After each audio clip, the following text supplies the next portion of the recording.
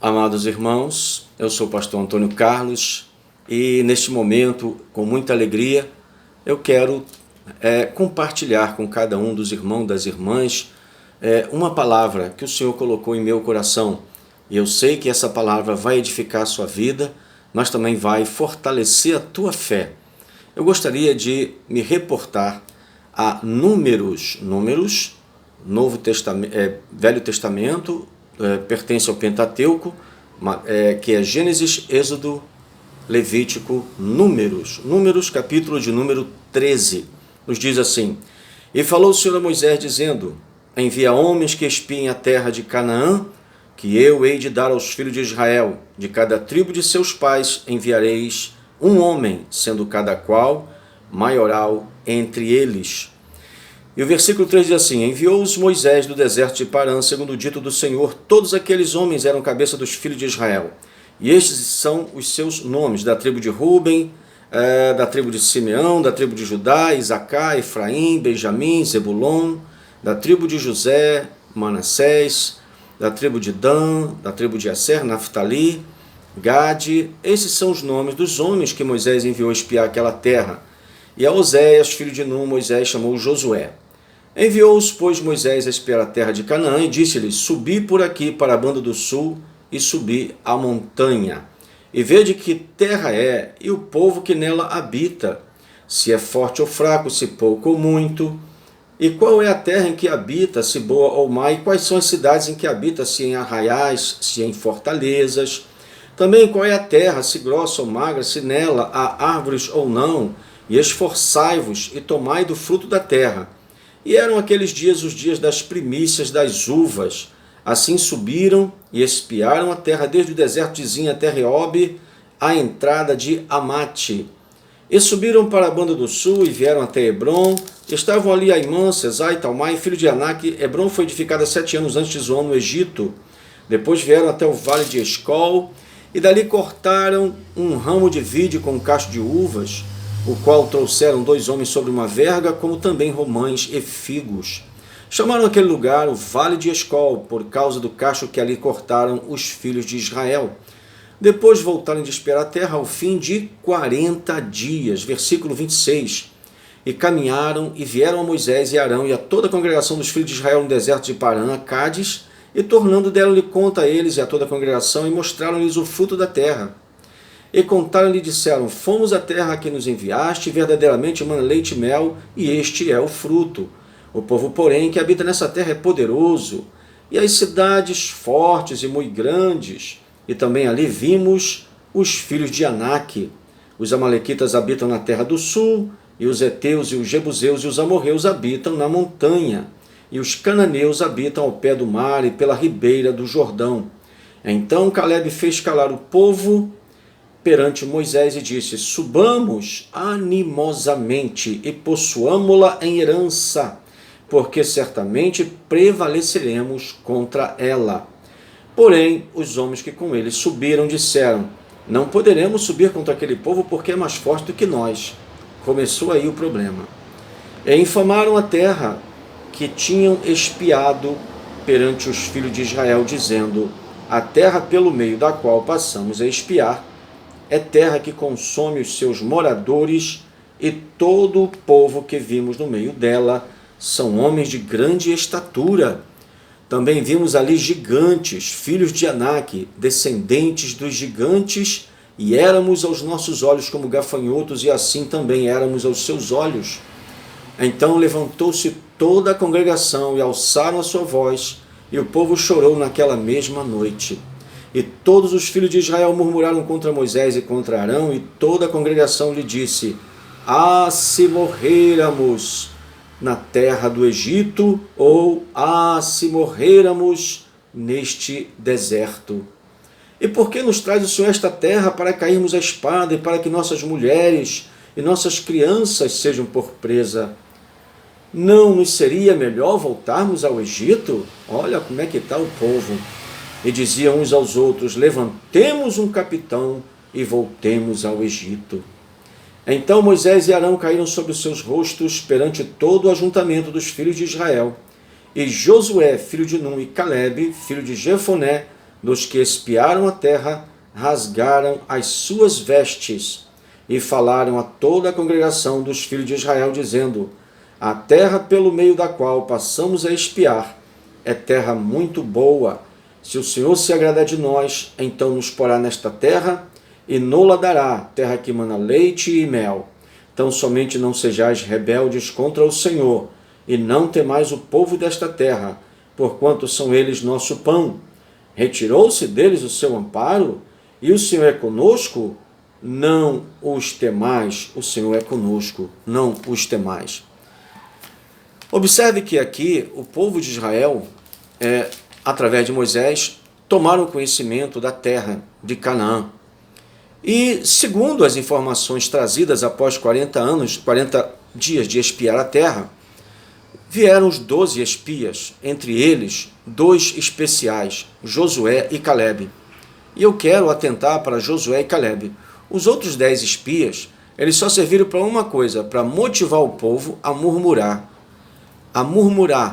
a temer, a se rebeliar, a se levantar contra o próprio Moisés, até chegar ao ponto de falar assim: melhor se nós estivéssemos no Egito, se voltássemos ao Egito, levantemos um outro capitão e voltemos ao Egito. Veja bem, esse mesmo povo que disse essas palavras de rebeldia e essas palavras de murmuração, foi o mesmo povo que viveu o que aconteceu quando Deus, através de seu poder, enviou 10 pragas sobre os egípcios e tirou o povo com mão forte do Egito e os levou pelo deserto. Agora, observe, já próximos de entrar em Canaã, Deus enviou no coração de Moisés essa estratégia: envie 12 espias. Só que 10 espias voltaram murmurando e 2 voltaram contrariando essa murmuração. Esses 10 espias estavam olhando para quê? Estavam olhando para os recursos humanos. Se fosse olhar pela visão humana, pela visão natural, eles teriam até razão. Essa terra só tem gigante. Os obstáculos, eles podem nos consumir e nós vamos morrer. Nesse sentido, eles tinham razão. Por quê? Porque estavam olhando com os olhos naturais. Mas Josué e Calebe, eles sabiam que havia algo do natural, acima do natural, sobrenatural. O que era sobrenatural? O próprio Deus. Josué e Calebe certamente analisaram o passado, o histórico de Deus na vida deles. O histórico de Deus na vida deles era maravilhas, sinais e prodígios. E Deus já havia mostrado que ele estava com Israel. Não havia nenhuma nação na terra como não há até o dia de hoje. Hoje temos a igreja, mas eu digo, naquele tempo, só uma nação havia um Deus como o Deus de Israel. E essa nação era o próprio Israel. Mesmo depois de ter visto as maravilhas que Deus fizera em favor deste povo, mesmo tendo aberto o Mar Vermelho de maneira milagrosa, mesmo tendo sustentado esse povo, olha, veja bem, esse povo tinha que pensar o seguinte: peraí, o Deus que eu sirvo enviou grandes sinais e prodígios e nos tirou com a mão forte da terra do Egito. Esse Deus enviou um vento oriental e abriu o Mar Vermelho, nós passamos a pés enxutos. Esse Deus com esse mesmo mar, ele engoliu os nossos inimigos. Depois nós chegamos lá no deserto de Mara, as águas de Mara eram amargas. O Senhor foi e mandou Moisés jogar um pedaço de madeira ali, de casca de madeira, e as águas se tornaram boas, e o povo pôde beber água, as crianças puderam beber água, os animais puderam beber água. Peraí, são muitos sinais. Se são tantos sinais assim, então como que agora eu vou pensar que eu não vou conquistar Canaã? Já que Canaã é promessa de Deus para nós conquistarmos, nós temos que ter fé em Deus acima das circunstâncias, que na verdade a nossa natureza, o nosso homem natural que não está morto, mas ele tem que prevalecer o homem espiritual dentro de nós. Nós temos que prevalecer a pessoa que tem fé em Deus. A Bíblia fala em Hebreus 10:38, mas o justo viverá da fé. E se ele recuar, minha alma não tem prazer nele. E Hebreus capítulo 11, versículo 1 fala assim: a fé é o firme fundamento das coisas que se esperam e a certeza daquilo que não se vê. Então a fé, ela é baseada no invisível. O fundamento da fé é a confiança em Deus. Vou repetir, o fundamento da fé é confiança em Deus. Você confia em Deus?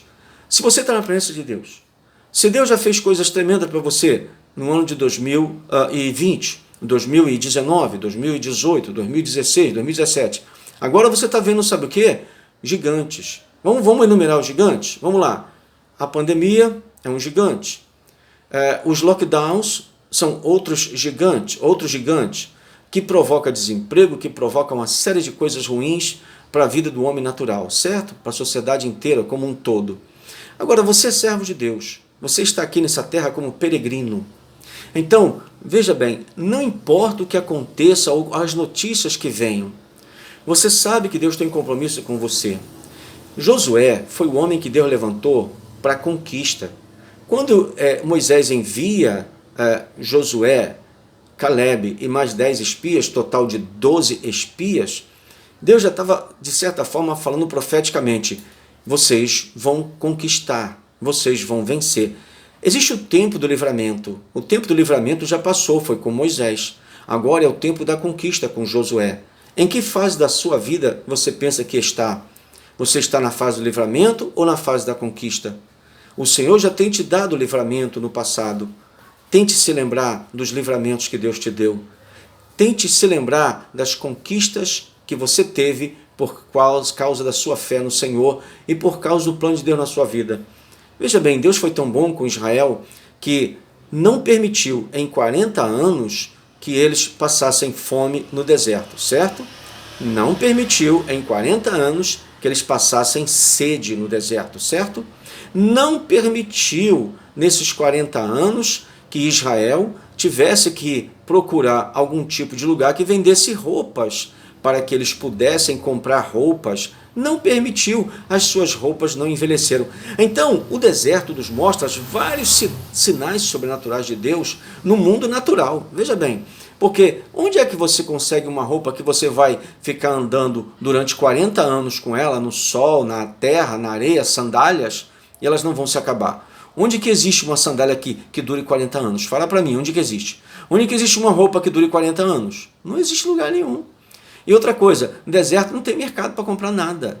Ali é dependência de Deus total. O que Deus está nos ensinando é o seguinte: você está atravessando o deserto agora da pandemia, lembre-se, do jeito que eu fui com Israel, eu vou ser contigo agora. Eu fui fiel com Israel e serei fiel agora. Não se preocupe porque vai faltar isso. Não se preocupe com nada. No deserto, Deus manda maná para o seu povo. A Bíblia não diz que Deus mandou maná para outros povos. A Bíblia diz que Deus mandou maná para o seu povo.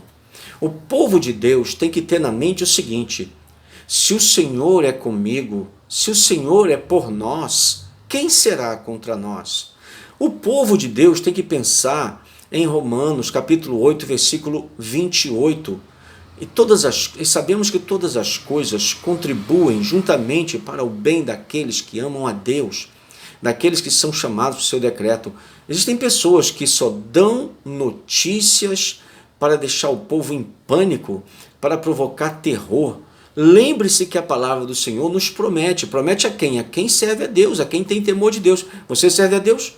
Você tem temor de Deus? Então essa promessa é para você. Ainda que eu andasse pelo vale da sombra da morte, não temeria mal algum, porque tu estás comigo. Não disse tu estarás comigo, não disse tu esteve comigo, disse tu estás. Quer dizer, no futuro ele vai estar, no passado ele esteve, no futuro ele vai estar e no presente ele está. Logo, ele não é infiel. Deus é fiel. Lembre-se que o povo, os 10 espias, somente trouxeram e focaram o aspecto que nós chamamos de obstáculos. Gigantes são obstáculos. O povo numeroso, outro obstáculo. Lugar desconhecido, outro obstáculo. Trouxeram um cacho de uva. Ok, realmente a terra mana leite e mel. Mas como que eu vou conquistar essa terra se eu olho somente para mim? Amados, quando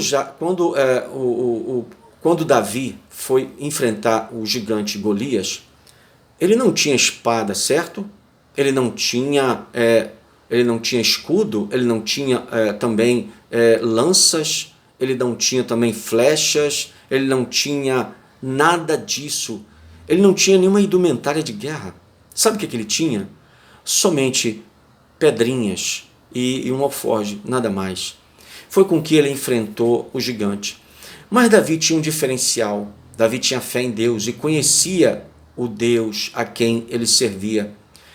Nunca vamos derrotar nenhum gigante na nossa força, mas vamos derrotar na força do Senhor.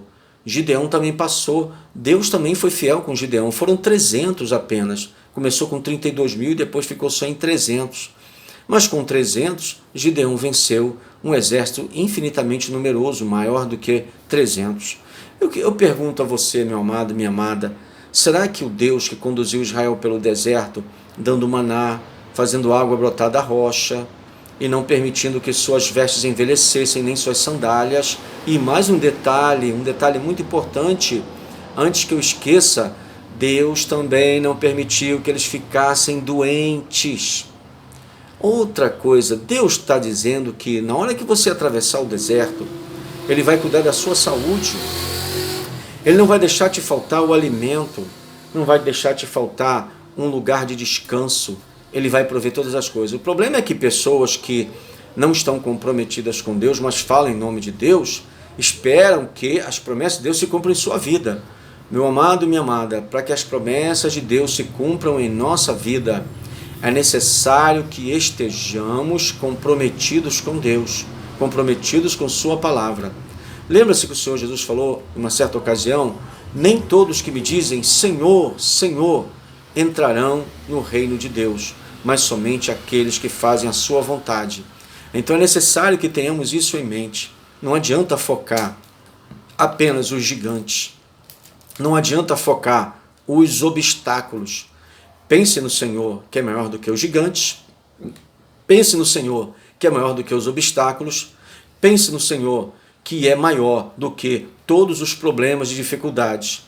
Se nós confiarmos no Senhor de todo o nosso coração, nós vamos conquistar tudo. Você está desempregado e você pensa que agora, por causa da pandemia, por causa das dificuldades das empresas fechadas, então você só tem essa visão. Só tem a visão que nós chamamos de visão lógica. Claro que é lógico, mas claro que está diante dos nossos olhos a dificuldade. Quando você pensa, por exemplo, em atravessar o Mar Vermelho, se você tivesse no tempo de Moisés, o que você pensaria? Aqui não é lógico atravessar, a água se separar. O lógico é eu pegar um barco ou sair nadando. Isso é lógico, não está errado. Mas quando você usa a fé, você vai dizer assim, eu não vou atravessar esse mar de barco, nem vou atravessar nadando. Não sei o que Deus vai fazer, mas Ele vai abrir um caminho para eu passar. É assim que você tem que pensar. Se você for pensar lógico, você vai sofrer antes do tempo. Não adianta, Deus é surpresa. Ele traz soluções surpreendentes para cada um de nós. Nós não podemos pensar que Deus acompanhe a nossa lógica. Ele não acompanha. Quer ver uma coisa? Ele deixou 4 dias para chegar até Marta e Maria, irmãs de Lázaro. De propósito. Quando chegou lá, ele chorou, diz a Bíblia que ele chorou. Onde puseram Lázaro? Me leva para eu ver. Ah, foi ali, Senhor. Sabe o que ele disse? Só uma coisa, tirai a pedra. Essa pedra é uma tristeza, essa pedra. Essa pedra é dúvida, essa pedra é medo, essa pedra é pânico. Tira essa pedra, porque o milagre só vai acontecer quando tirar essa pedra. Tira essa pedra da tua vida, a pedra da preocupação. Ai, o que vai ser de mim amanhã? E se acontecer isso, vai acontecer aquilo. Mas se acontecer aquilo, aí vai acontecer isso. Olha como é que as pessoas ficam, crentes com essa cabeça. Meu irmão, descansa no Senhor. Descansa porque quem te prometeu garante. Tem um louvor lindo que fala que quem te prometeu garante. Isso é bíblico, isso é verdade. Nós temos que entender que a Bíblia não diz que nós nunca vamos passar pelo deserto. A Bíblia também não diz, por exemplo, que nós não vamos ser lançados na cova do leão. Mas sabe o que é o detalhe? O detalhe é simples. Quando jogaram Daniel na cova dos leões, o Senhor enviou um anjo lá dentro. O que adiantou ele estar na cova do leão, mas o leão não pôde comer ele? Porque até para comer Daniel tinha que ter autorização de Deus. E Deus não deu essa autorização. Quando lançaram os 3 hebreus na fornalha de fogo ardente, o fogo pediu autorização a Deus para queimar eles. Aí Deus falou, fogo, você não vai queimar, porque quem manda em você sou eu. Aleluia. Deus manda no fogo, ok? Deus manda no leão, Deus manda no dinheiro, Deus manda em todos, Deus manda nos demônios, Deus manda no inferno, Deus manda nos governos, Deus manda em tudo e em todos. Mas quando você olha os resultados, as coisas negativas estão acontecendo, a corrupção e etc, etc, aí você fala assim, onde está Deus? Onde está Deus? Onde está Deus? Veja bem, o raciocínio de Deus, os pensamentos de Deus não são os nossos. O importante é você e eu entendermos que o Senhor nos prometeu, Mateus capítulo 28, versículo 20, estarei convosco todos os dias, até a consumação dos séculos. Quantas pessoas foram mortas e Deus permitiu? Se Deus permitir que eu morra, eu não preciso nem de Covid. Basta dar um espirro e eu vou cair mortinho. Não é verdade? Mas se Deus falar assim, o seu tempo não é agora, podem me empurrar de uma altura de 20 andares e eu vou sair andando como se nada tivesse acontecido. E Deus, se quiser, faz até eu voar e flutuar. Eu creio nesse Deus.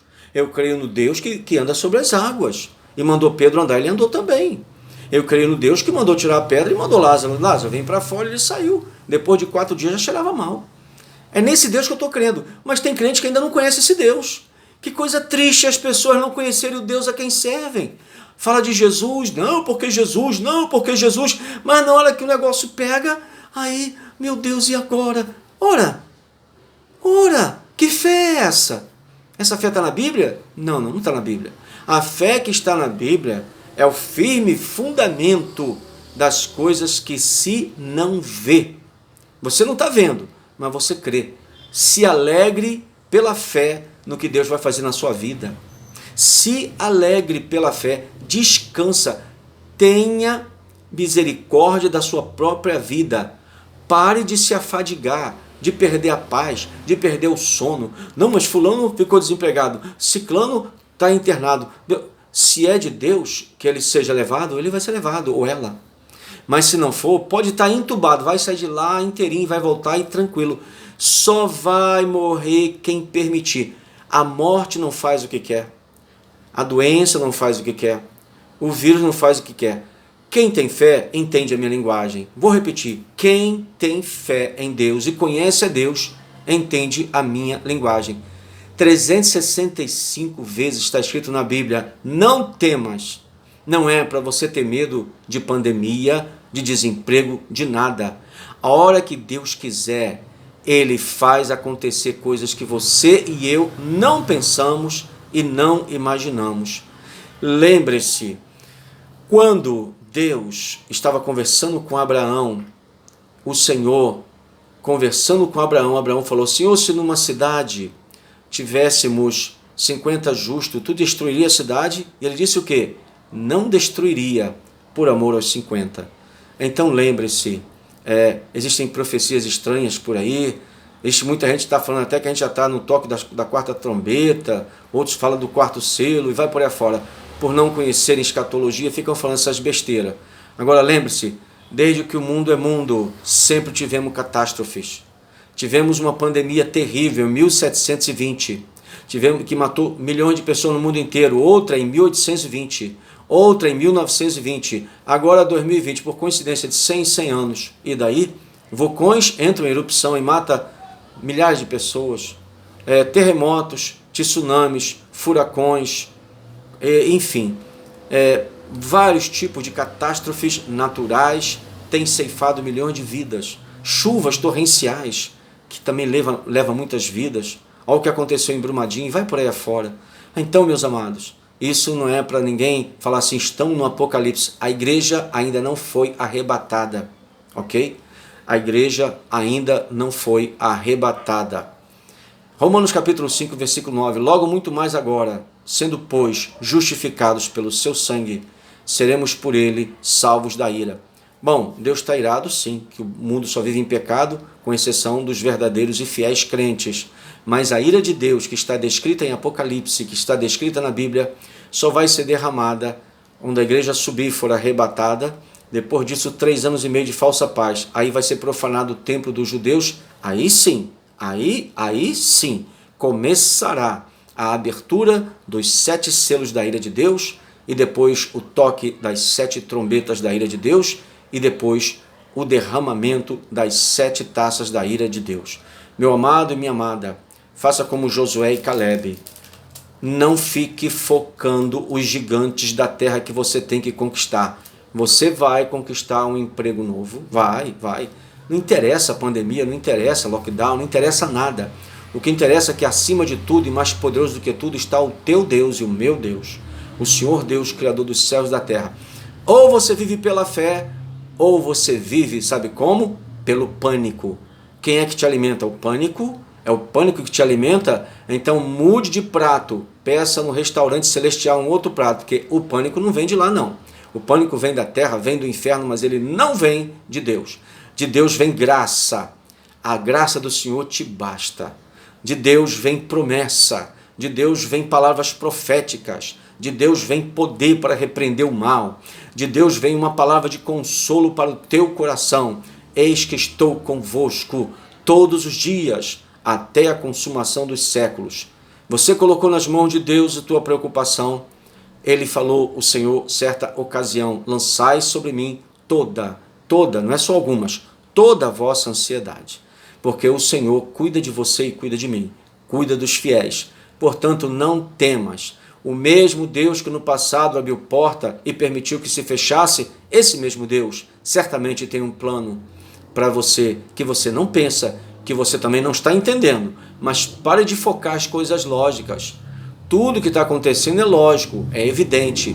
Porém, Deus não obedece às nossas lógicas e nem tampouco quer que nós fiquemos pensando como os 10 espias. Não fique no grupo dos 10, fique no grupo dos 2, Josué e Calebe. Eles viram o que eles viram também. Josué e Calebe também viram gigantes. Josué e Calebe viram todas as dificuldades que eles viram. Todavia, Josué e Calebe ignorou. Sabe por quê? Não é porque eles sejam irresponsáveis, não. Eles ignoraram, Josué e Calebe, as dificuldades que os outros 10 falaram, porque Josué e Calebe sabiam, tinham certeza que com Deus, e não sem Deus, mas com Deus, eles poderiam realmente conquistar Canaã. E mais tarde, Deus matou todos esses judeus que murmuraram. Nem Moisés entrou, não que Moisés murmurasse, mas porque Moisés ficou irado com o povo, na hora de ele falar a rocha, ele feriu a rocha, e por causa disso, não santificou o nome do Senhor, e por isso foi para o monte, Deus ali o preparou e levou, mas Josué e Calebe entraram em Canaã. Observe, Josué e Calebe entraram em Canaã, e aquele pessoal da primeira geração que saiu, não entrou em Canaã, nenhum deles, os filhos deles entraram, mas eles não.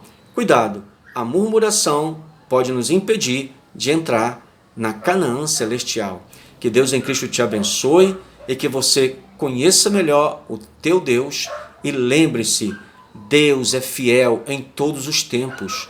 Mesmo há 1000 anos atrás, 2000 anos atrás, 3000 anos atrás, hoje, amanhã, daqui a 100 anos, Deus é o mesmo, Ele não muda, Ele não muda, seu poder é o mesmo, não tem sistema, não tem pandemia, não tem demônio, não tem inferno, nada nos separará do amor de Cristo. Confia no Senhor e tenha paz na tua vida. Em nome de Jesus, eu sou o pastor Antônio Carlos, o meu e-mail é trabalhandoparosenhor@gmail.com. Se você puder me ajudar no meu canal, você faça a sua inscrição, se você não fez, você compartilhe essa mensagem e faça um comentário, vai ajudar a beça muito. Que Deus em Cristo abençoe a todos. Amém.